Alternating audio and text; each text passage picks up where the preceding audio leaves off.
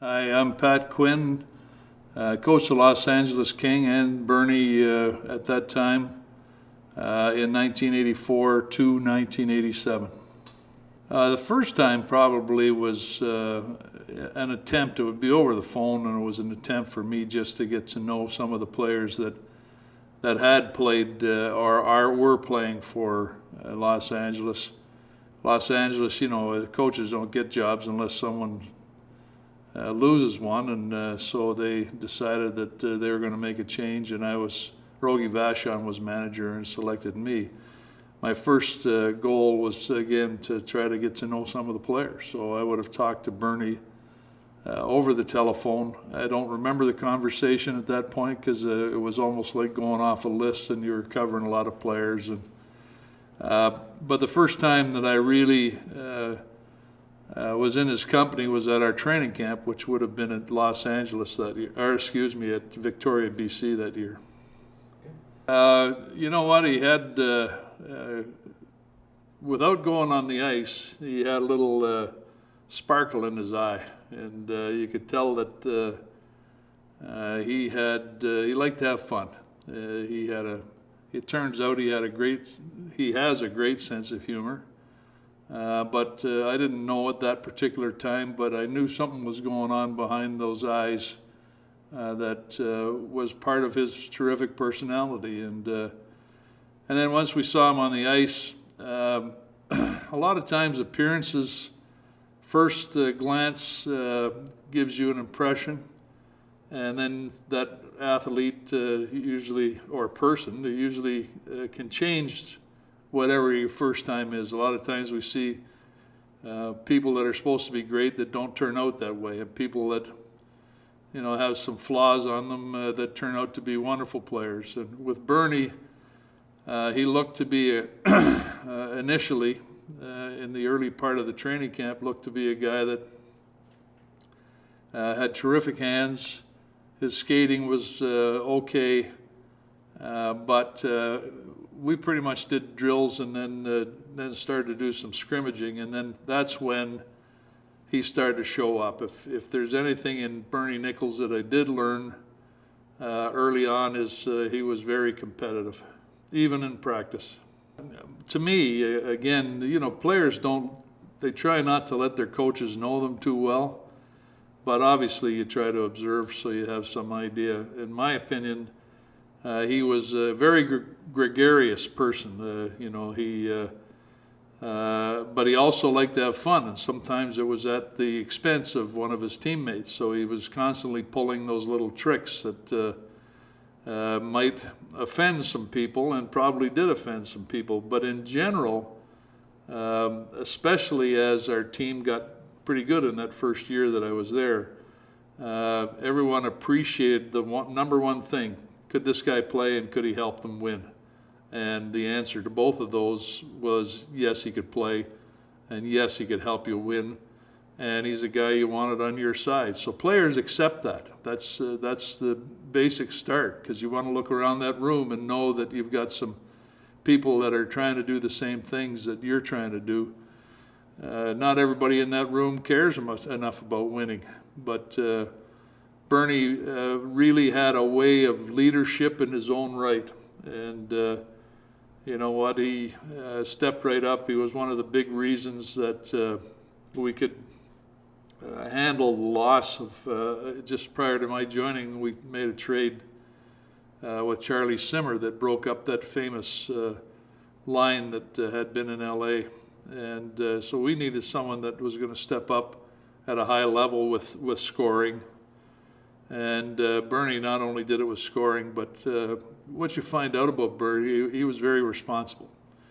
He was young then. I think it was only his third year of pro, but he accepted his role as a defensive player being as important as his tremendous abilities offensively. And you know what, as coaches, we get locked into stats, and if you look at Bernie's career, not many guys in the game have scored over a point a game during their career, and he's nearly the same in playoffs, which is even harder.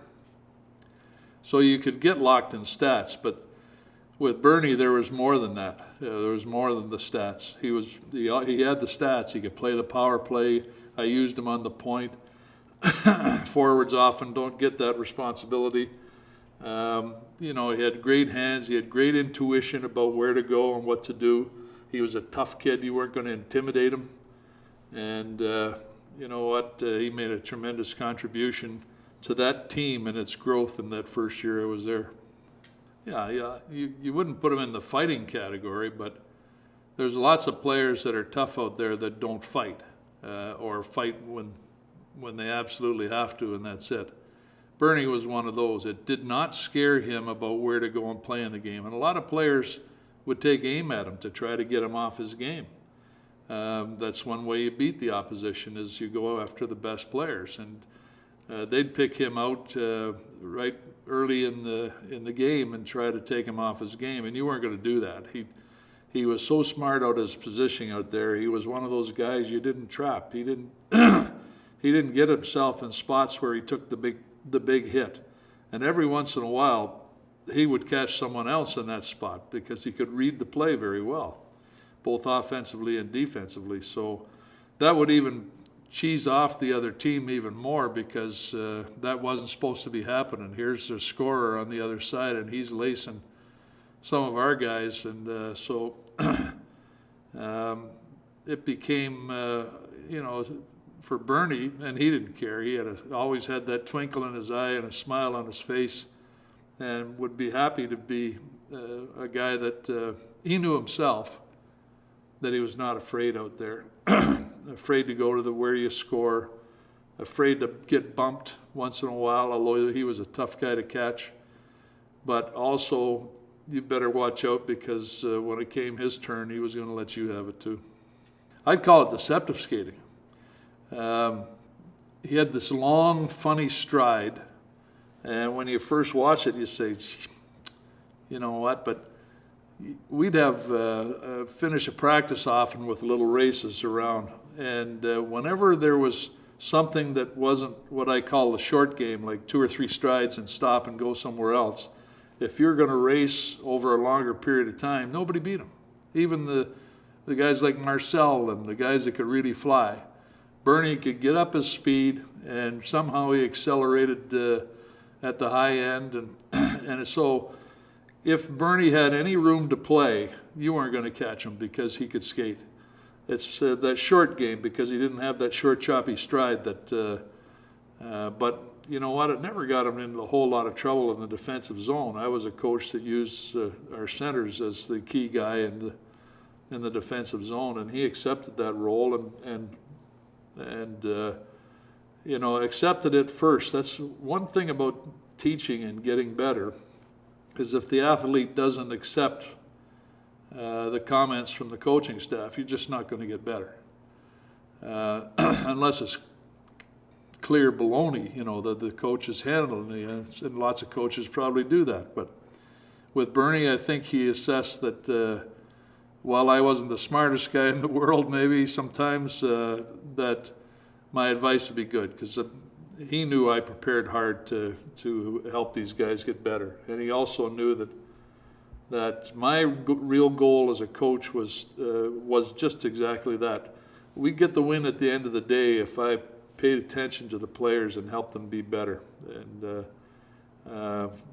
Bernie was one of those guys that welcomed that. He still had the smile. He still wanted to play some tricks, but and a lot of, I'm sure he tricked me a few times, but I never caught him. So if I can get one guy to tell me a story out of that, maybe there's still time for payback. You always think, because you can't measure yourself with other people. I was a guy that had to get ready. But I wasn't nearly as talented as a player as Bernie was. But he was comfortable with his preparation. In fact, maybe that was a way for him to relax so that he could perform at the levels that he performed at. With me, I had to be really uptight. And numbers of other players, you mentioned earlier, a bunch of players that Bernie played with, they had to get wired. And sometimes that took a while to get to the stage that they were ready to go on the ice and hopefully perform their best. With Bernie, I'm sure he did not go without thinking about it, but he didn't have to go through the rigmarole in the dressing room just to satisfy a coach that was walking around looking to see he's getting ready, he's not getting ready. How the heck would I know? You tell by how they go on the ice. That's why I never would go and watch a goaltender warm up, because, sometimes in practice you don't want to see what might happen in a game, so you don't want to alarm yourself right off the bat. And I wasn't a guy that walked around the room anyway, but I knew Bernie didn't take long to get ready, but he was ready. Yeah, initially, again, my idea of teamwork was to have everybody on your team involved in some fashion. You, at the end of the day, like today, coaches and especially media, they worry about time on ice and some different statistics. At the end of a game, you hope you've played your best, and if we're on the bench, you've played your best the most, but not at the expense of ignoring the rest of your team. You have to have reason for them to be involved, that care about Bernie and care about Marcel and the top players, and feel like they're contributing to whatever happens on that particular night. So it was my belief that I would try to get everybody involved. With Bernie, I wanted to get better ice time, so he played power plays. I killed penalties with him. He did a lot more than the average guy, because he could handle all those situations. Not every player could. Plus, he had incredible stamina. Here's a guy that, his aerobic capacity, part of it natural, I would suppose, was way off the charts. Not because we didn't test in those days, but just watching how he played. He could stay out there all night long and be having fun and still perform at a good level. The guys that often get wired up to play, they'll give you some good minutes right at the start, and then the game starts to go down as their edge comes off a little bit, and then they have to rely on their ability. A lot of them can't reach that ability bag and open it up. Bernie could always do that. Well, I hope he trusted, I talked to our teammates about trust amongst each other, and then trust from coach to manager. And I hope it was because I've never talked to Bernie about this, but I knew that he wanted to get better. I just knew it in my heart, and I knew you could give him more, you could push him a bit more, you could make examples of it. And sometimes when I did it, some of the other guys would get a little chuckle too, because they were looking for ways to sort of get back at him. Didn't mean they didn't like him, they liked him. But, the guy that's pulling the trick all the time, you want to give him a whack in the back of the head, like a father does once in a while. But I think he trusted what I was saying to him, and I wanted him to trust me, because I was going to do everything I could to help him be better. And he was wide open to it. Bernie didn't just accept things. He was what you'd call a skeptic in a lot of ways. He wanted to know why we were doing things. And that didn't bother me. I didn't have a rule where it says, look, I'm the commando and we're doing it my way or the highway. With Bernie, he wanted to know why we were doing it, if it was an acceptable, reasonable idea in terms of giving him a chance to win at the end of the night. And he always put his team first. He didn't put himself first. That's what I liked about him. When you have a player that understands, the situation where a coach is trying to direct his play, his efforts rather, to individuals, it becomes more acceptable. I know you and I wouldn't be any different. If someone is trying to show me some things, I'd like to know why too. And then as soon as it was reasonable, you're going to get everything I got. And that was Bernie. And then when he didn't understand, he didn't hesitate coming and talking to me. And I never did mind that,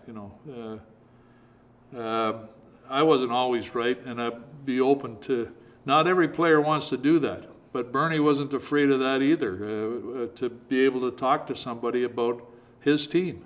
And that became his team. Marcel was starting to drop off a little bit, and Bernie was becoming the best player in the team. Yeah, you always wonder why it was just about, you have to look at the history of the game too, it was just about when trades started to happen. Back in my day when I started, you'd start with one team and very seldom would you go to anybody else unless nobody wanted you. A lot of teams would want a Bernie Nicholls. So he became the key guy going from LA or from New York Rangers or wherever you happen to be.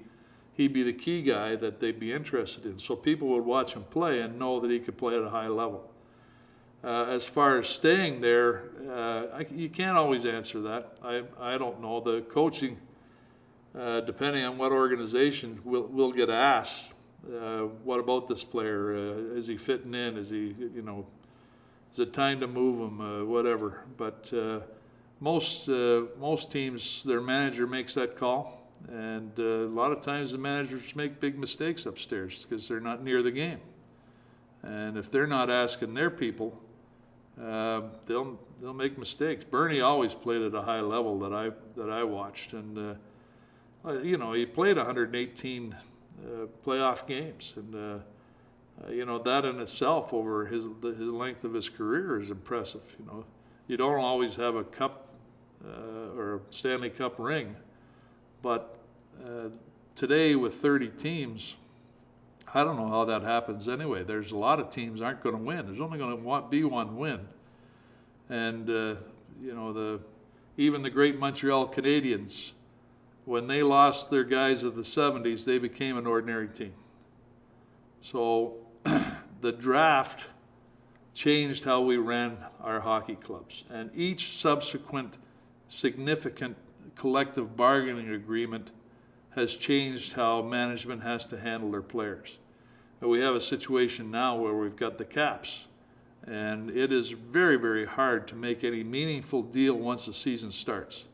We get signings of free agents and people playing out. That's where the money is, and I don't blame the players for that. But if that system existed when Bernie was around, he'd go for 14 or 18 years of one-year contracts and be able to track down, he would have been one of the best paid in the game. Not that he probably wasn't paid well, but that's not relevant. What was relevant to Bernie was having fun and making a contribution. I don't know, it's a puzzle to me, and I can't speak about what happens within that room. We have 18 guys on our selection panel, and each of them are allowed to put up one player. And there are some that just don't know the league. They don't know what happened in the West. Bernie paid the majority, except for the Rangers, maybe. I forget New Jersey for a little bit. But most of his career was Edmonton/Los Angeles. And so there was a ton on, people that didn't see how you played out West of that committee. The committee has been, every 5 years we try to review it so that we don't miss guys that are obvious, but we've missed guys that were obvious. And perhaps we put someone in ahead of some that are much more deserving. Bernie Nicholls should certainly be a candidate based on his statistics, but again, what might affect how they look at it, these guys that watch it from upstairs say, he doesn't skate well. Well, I get down close and watch him play, and you'll find out he can skate. And he was always, for me, the biggest attribute he had, other than his nature, his good nature, was his competitiveness. You drop a puck and I don't care, or you drop a golf ball, or you drop a basketball, or whatever you wanted to play, this guy was going to play, and he was going to most likely beat you because he's a great athlete. I mean, in the years ago, they used to do that slow pitch and draw. Well, he was the best slow pitch player in the whole NHL. And that wasn't just by accident. It's because he had a lot of natural talent.